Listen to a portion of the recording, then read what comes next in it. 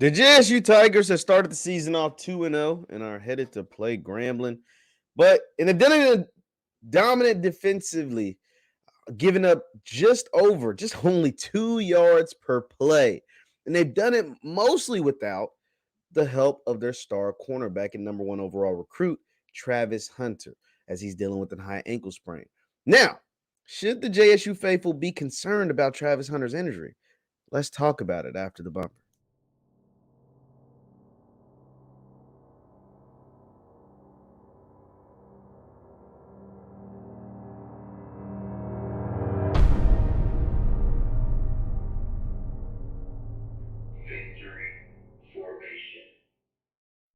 What is up, everybody? What is up, everybody? My name is JeffLightsyJr here with the Black Boss Channel Victory Formation. Thank you guys for tuning in. Be sure to hit the thumbs up button, like, share, subscribe, and the notification bell because we upload every single day. Now, I'm here today to talk about Travis Hunter and his injury concerns. Now, Travis did play the first game of the season against FAMU. He played at what Coach Prime said was only 60%. We saw him then miss the Tennessee State game, and he will not play in the game against Grambling. So some folks are like, yo, like what's the word on Travis? Here's the thing. Travis suffered what the team described as a high ankle sprain. As we know, high ankle sprains can range, like the days and weeks out can vary. They can vary from 4 to 6 to maybe even 8 weeks, depending on how severe the ankle sprain was. Now, Travis's ankle sprain took place during the spring, or during the summer rather, and we saw him show up to Swag Media Day with a boot on, and that raised my eyebrow. I know, I was like, yo, what's going on, G? Like, what's going on? He's showing up with a boot on. Nobody's asking any questions. I was just totally confused of what was happening, what was going on. They said high ankle sprain, they'll be good. And then there was concerns that he might miss the first game of the season. Now, here's my theory on why Travis actually played and now will miss at least the next 2 weeks. There was a national stage. It was ESPN. It was the Orange Blossom Classic. It was the first game of the season, and everybody wanted to see Travis Hunter play, right? And FAMU, let's not discredit FAMU. FAMU going into the game, remember, they were the team that a lot of people felt like could beat Jackson State. Now the game got lopsided, 59-3, and FAMU was one of only 3 teams that I said could actually ruin JSU's season. Now, like I said, the game got lopsided, so some of us tend to forget how good FAMU actually is as a football team because of what Jackson State did to them. Now, they didn't want to miss the golden opportunity to showcase, at least in some form, shape, or capacity, Travis Hunter's talents, ability. They knew people would come out to see him. They knew the broadcast would focus a ton on him, and they did. And then he went out there and performed. He shot down a whole side of the field.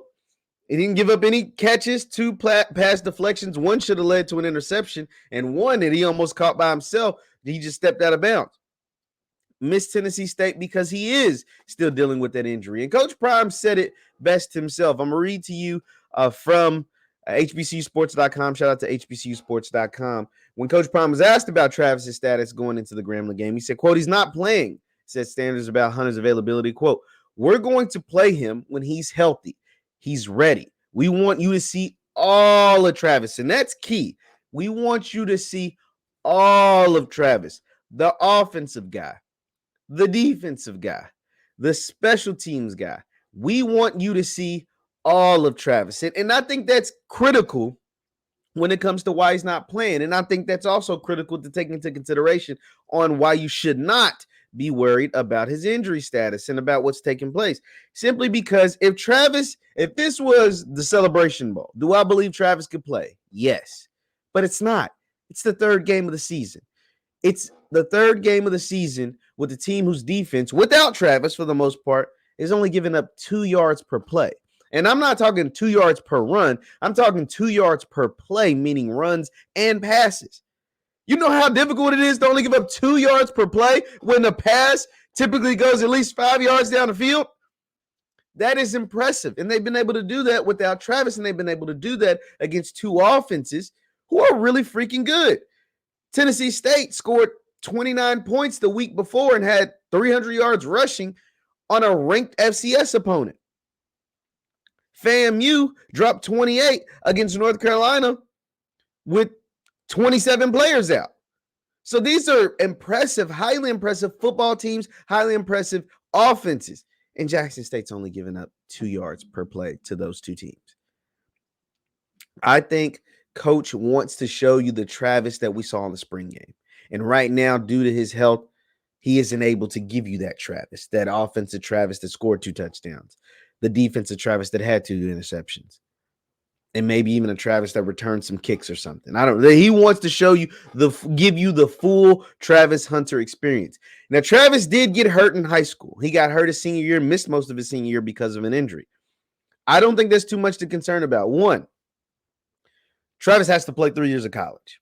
And so because of the 3 years of college that he has to play and that he will play at Jackson State, even if he, knock on wood, I'm not going to wish that on this man, but even if he were to miss the entire year, Travis's ultimate goal is to be as successful as possible at Jackson State and to make it to the next level, be a high first-round draft pick. That is his ultimate goal. Be as successful as possible at Jackson State, meaning winning as many individual accolades, team accolades, championships, swag championships, celebration bowls, etc., while he's at JSU, while performing at a high level, and then making it to the next level, getting drafted high in the NFL draft. And he has 3 years to accomplish that. And we've seen the blueprint of high-level athletes, some of them who missed their entire first year, whether it was by injury or just because they couldn't play, whether it was a guy in front of them, and still go on to become what they were supposed to become. And so I have no concern. Zero, absolutely zero zip, zilch, not a concern about Travis's injuries. Because I think Travis, like I said, even if he were to miss the entire season, this team is loaded, and he is a supreme talent on a loaded team. He is the supreme talent on this loaded team. Like when he's on the field, he just different. He's just different. So I'm not concerned. I know he got hurt in high school.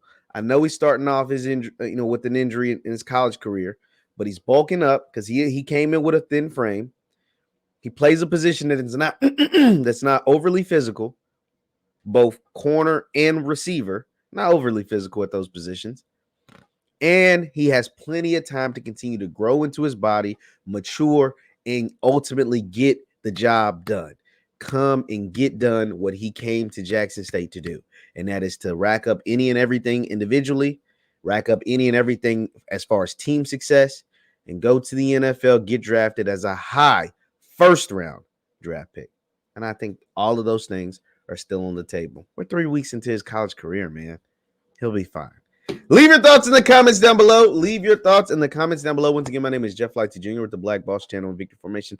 Thank you guys for tuning in. Be sure to hit that like button, hit that share button, hit that subscribe button, hit that notification bell. We're on the road to 4K, getting 4,000 subscribers. We're almost there. Also, you can follow me on Instagram and Twitter at JLightsy7. That's Instagram and Twitter at JLightsy7. Thank you guys for tuning in. I will see you next time. Peace.